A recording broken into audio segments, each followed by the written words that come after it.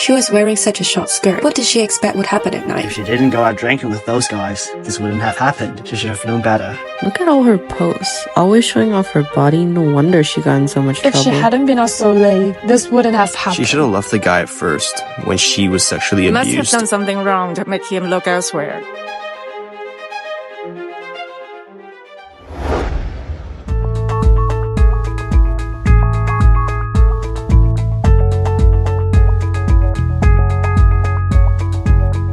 Welcome to Rethinking Women in China. I'm Vera, your host for this journey as we explore the intricacies of everyday issues women in China face.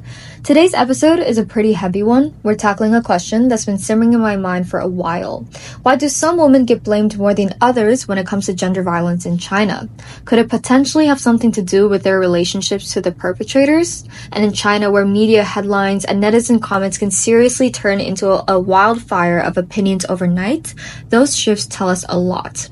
Now, without further ado, let's disentangle how these relationships, whether distant or close, crank up or dial down the victim-blaming woman face. We're happy to have Cindy here today, an expert in the study of victim blaming, here with us to share her in-depth research and reveal some astounding facts about victim blaming in China. You'll also be hearing quotes from Cindy's interviewees, and their quotes will be acted out by my colleagues. Hi, Cindy. Hi, Vera. Happy to be here. Thanks so much for coming in. So before we go into too much detail, I would love to know a bit more about the basics. What is gender violence anyway, and how exactly does it fit into the context of victim blaming? Of course. So when we talk about gender violence, we're talking about deliberate acts of physical force against an individual based on their sex, gender, sexual orientation, or gender identity, whether this is factual or assumed. But for today, we're focusing on violence against women in particular. Although many people immediately think of sexual violence such as rape when the word victim blaming pops up, gender violence actually covers a much larger range of acts, including abusive relationships or just direct violent attacks. I see. I noticed in your research you talk a lot about how Chinese culture shapes this. Can you tell us a bit more about why victim blaming runs so deep? Sure. A lot of it goes back to Confucianism, centuries of rules about how people, especially women, should act. There's this idea of 面子, face or honor, that's huge. It's not just personal, it's about your family, your community. For women, keeping that honor often means being modest, obedient, and staying out of trouble. So when something like gender violence happens, people start asking, did she lose face? And how does it impact how others perceive her family now? Instead of, asking, why did he do that? Oh, wow. So it's like the blame flips because she's supposed to be this perfect symbol of honor? Exactly. And it's not just old school stuff. Today, you mix that with modern life, 微博, viral videos, and it's like tradition and the internet are determined to judge her. Was she out too late, wearing the wrong thing, dating the wrong guy? And suddenly, it's her fault for not dodging the bullet she was expected to see coming from miles away. And it ties right into what we're exploring today. How a woman's relationship with her attacker, like was he a stranger or her husband, changes how much blame she gets. Stick with us because Cindy and I are about to break it down, starting with the role of the media in this entire mess. So we all know that the media is one of the most powerful agents in terms of shaping how we perceive the world. But the scariest part is that this is a subconscious process. Absolutely. And it really is the way the media frames women's stories that further reinforces the victim-blaming culture. For example, my survey found that 88.3% of the respondents have encountered victim-blaming narratives in Chinese media, and 68.4% admitted that their views on victim-blaming have been influenced by this exposure. Even more striking is the fact that 92.6% identify social media platforms as the biggest contributors to victim-blaming culture for women in China. Those are some staggering numbers. It's like the media is feeding the public a narrative that subtly shifts the blame onto women, causing them to internalize this idea that it always is a woman's fault in some way. But how exactly does this play out in practice? Let's break it down. Take the way gender violence cases are reported. If the perpetrator is a stranger, headlines might focus on the brutality of the act, sparking outrage, for example. Look at the case of Tangshan, where a couple of men beat up two girls after they rejected their advances. Chinese media called them hooligans disturbing peace, and that they were chatting up the women. instead of explicitly saying the men were sexually harassing them. It is also framed as a conflict or fight between the two parties, when it's really just the violence initiated by the men directed at the women.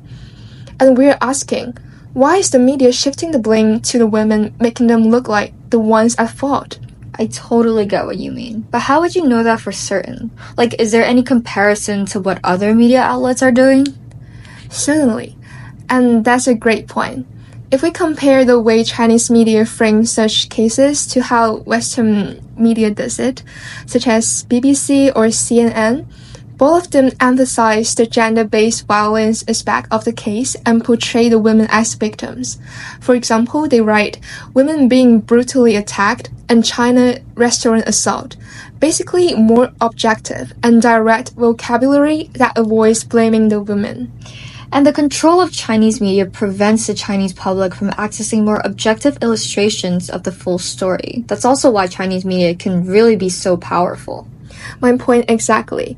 And the media says that they refrain from using such quote-unquote aggressive terms for the stability of the society to not freak anyone out. But it's undeniable that the role of Chinese news media in affirming and espousing the sexual chastity among Chinese women, as evidenced by the prevalent images of ideal womanhood. And these Chinese journalists, growing up under the influence of traditional Confucian values, are inclined to, either subconsciously or not, frame sexual violence as a consequence of individual moral shortcomings. Yes, so instead of attributing the responsibility to broader social systems, they blame the individuals.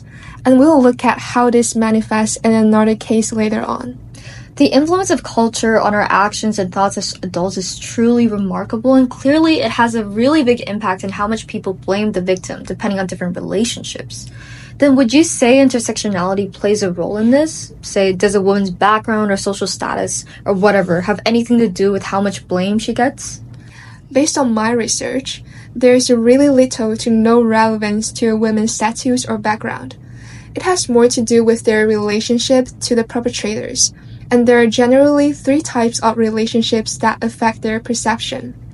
The first is the stranger relationship, like the Tangshan case we mentioned before. According to the netizen comments we analyzed, people tend to perceive such cases as social issues instead of gender violence. The nature of the case has less to do with the women, but more to do with the fact that the men were just disrupting the everyday peace. So people tend to be more objective in directing the anger at the perpetrator for disturbing public order, and they're more willing to believe that the victims are actually innocent. But these are some rare exceptions. In other relationship types, especially if the perpetrator is of a higher social status, let's say a female subordinate relationship with a male superior, the narrative changes. Such as the 2018 case of Xianzi versus CCTV host Zhu Jun, right? Where she exposed him for his attempt to molest her a few years back. That's a prime example. When she exposed his harassment, police asked her to consider the perpetrator's positive influence while warning her family. That's wild. And the case was closed after she was consulted at the police station. Her story was widely reposted, but everything got deleted shortly after. Instead of gaining empathy, people began to blame her for rating out more prominent social figures just for online attention or money. So essentially they're implying that it's normal for men of high status to act like this, and people should just tolerate it, as if her bravery for speaking up is a mistake. Right.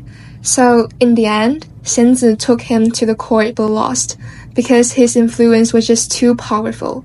And she was just also subjected to 3 years of cyber violence, including many people calling her to threaten her personal safety nonstop.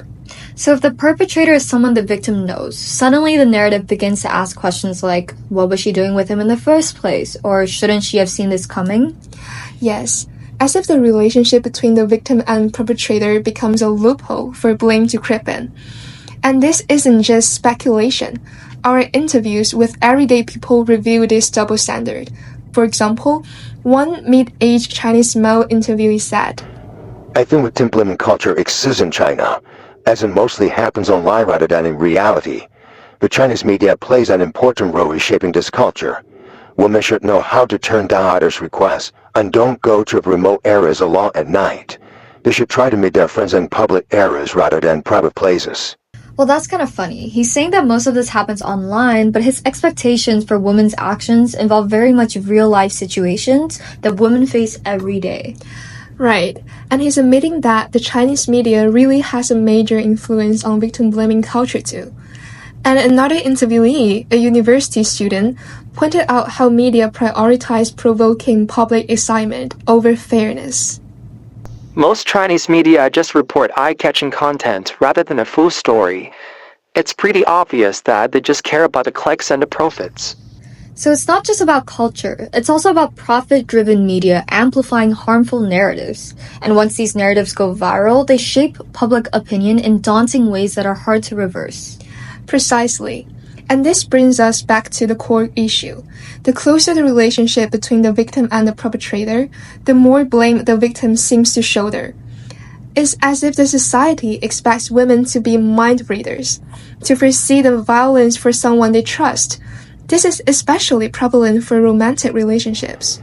If the victim is in a trustful relationship with the perpetrator, she tends to not maintain any safety distance with them. She should bear certain responsibility if she gets hurt. Which, of course, is impossible. Naturally. And we can take a look at domestic violence cases. The founder of a famous English magazine in mainland China, Crazy English, his name is Li Yang. He was exposed by his wife for his brutal physical violence throughout their marriage. Instead of blaming Li Yang, the netizens expressed more concern for his wife's failure to fulfill her obligation as a wife in marriage as the cause of such violence. Many people also agree with Li Yang in his statement that it's a private family matter that outsiders shouldn't have a say in. This reminds me of the Chinese saying, 家丑不可外扬, or family shame must not be made public, and this really reflects how abuse is often silenced to preserve familial and social harmony. So for men, their aggression is understated as a private family issue to avoid losing face for their family. And for women, they're expected to endure all of this quietly, as speaking out would violate the collectivist loyalty, and they were seen as the troublemakers if they dared to speak up. There was another somewhat similar case where a girl was abused by her boyfriend just 2 months ago in Los Angeles, so in which a Chinese student was murdered by her boyfriend in his apartment. But I guess this case is kind of different in the sense that a lot of netizens, I guess somewhat contradictorily, swarmed to the victim's Instagram and judged her and her relationship based on what she posted. Oh yes, in all the news reports I've gone through about gender-based violence, the media seems to be neutral in terms of their stance, but all of them tend to give the victim a lot more exposure than the perpetrator. While the media reports appear neutral, saying they might be evidence that the girl was abused throughout the relationship, at the same time they're posting photos from and exposing her private Instagram account. And these are quite some intimate photos, as I recall. That's pretty weird for the media companies to share and doesn't seem very respectful to the poor girl. I agree. And as one would expect, a lot of netizens stalked her Instagram, with a lot of them slut-shaming her, and saying that she should feel ashamed for using her parents' money to find a white boyfriend. And what's the purpose of media exposing these private pictures? It's clearly intentional, as they have a clear pattern of repeating such antics to grab people's attention and earn money. It's also quite paradoxical how these netizens switch up. When it's the man's fault, they say it's a private family matter and shift the blame to the victim. But when the woman deviates from more conventional Chinese norms of being modest and obedient, for example, by wearing revealing clothing, having a bold personality, people seem to have no issue delving into her personal life and judging her for it. It's almost like the girl's immorality justifies her abuse, and maybe whether or not it's a private issue depends if we're looking into the man or the woman. This double standard is really prevalent. So when the media calls abuse a private affair, they're not just protecting men, they're upholding the confusion value of faith at women's expense. Also, in romantic relationships, people also think that if she really has such a big problem with that abuse, she could have just chose to leave the relationship. But it's really never that easy, is it? Think about it. If leaving was easy, why do up to 90% of women report continuing harassment, stalking, or abuse after separation from an abusive partner? Yet we still hear, she should have left. It's not just cruel, it's clueless. This myth that victims can simply leave abusive relationship ignores the systematic barriers, such as the financial dependence, trauma bonding, and fear of escalation. 90%? Wow. I also recall a 2021 survey that found that 40% of respondents blamed victims for staying in abusive relationships, which is genuinely astounding to me personally. People are also forgetting that by entering into an intimate relationship, this means a lot of trust and their notion of duty is already established. And that is really something hard to break down. Take this example. If someone walks into a lion's den to feed the lion and gets eaten, you might blame them for ignoring the obvious danger and the lack of safety awareness. But humans aren't animals. When people enter intimate relationship, they do so out of trust, care, and love. How then can we justify excusing a man's immorality in that relationship while placing all the blame on the women who believe in their partners? The failures of others to perform their duty in a relationship should never be twisted into the evidence of women's weakness. Not to mention the emotional manipulation or barriers of the partners can further shake one woman's determination on living the abusive relationship. This really illustrates how Chinese society often clings to oversimplistic ideas about personal responsibility, saying people must face the consequences of their own choices. But does this logic really hold up in reality? This hypocrisy is everywhere. When a man is drunk, his behavior is dismissed as a temporary lapse in judgment. But when a woman is drunk, her intoxication becomes the reason she brought misfortune upon herself. How is this not victim blaming? Society's tolerance of men's violence, under any ridiculous excuse, is itself a form of abuse against women. Womanhood is treated as a perpetual state of vulnerability, forcing women to live in constant vigilance. That's true. And this problem is fueled not just by the media, but by another cultural failure, the glaring lack of sex education in Chinese society. Without proper awareness, the public grows indifferent to gender-based violence and tend to normalize it as if it's just how things are, as if it doesn't matter at all. But until media practices change, victim blaming will keep thriving in the shadows of sensational headlines and social media storms. And that's why it's so important to call this out, to make people aware of the narrative they're being fed. So it's painful to admit that this victim-blaming culture actually silences women, and it's not accidental. It is the blade of the patriarchal culture and the commercial media at work, trying to make women swallow their abuse in shame for the sake of what they believe is a better and stable society. So the system never has to change. We may even be neglecting the deeper truth. The system isn't just broken, it's designed to protect male power through institutionalized violence against women. How many women actually turn to the police or the legal system for help instead of perceiving them as sites for further trauma and hurt? That's the point. One survivor told me that she felt there was some kind of systematic violence against women in the justice system. For example, we see that in cases where women are victims of sexual violence, women are completely distinct. And my data proves her to be exactly right. And not just in China. In France, only 1 in 10 sexual violence cases can be successfully convicted. What about the lives of those other women? They bore all the cost and fight for justice, but ended up being left drowning in debt, trauma, and societal disdain for the rest of their lives. Our governments and society teach women not to walk alone, not to go out late at night. But why should women be the ones bearing such responsibility? Who holds the system accountable? No one is paying for women's therapy, legal fees, or their shattered lives. Finally, and most importantly, whether it's gender-based violence or any other violence, one should never expect a victim to be a perfect victim. Next time you come across a news story about gender violence, ask yourself, who's really being blamed here, subconsciously or not? And more importantly, why? And remember, the relationship between the victim and the perpetrator shouldn't dictate the amount of blame she carries. Violence is always the perpetrator's fault. Full stop. That's all for today's episode. Thanks so much for tuning in and join us next time as we dive deeper into how legal systems in China handle gender violence cases.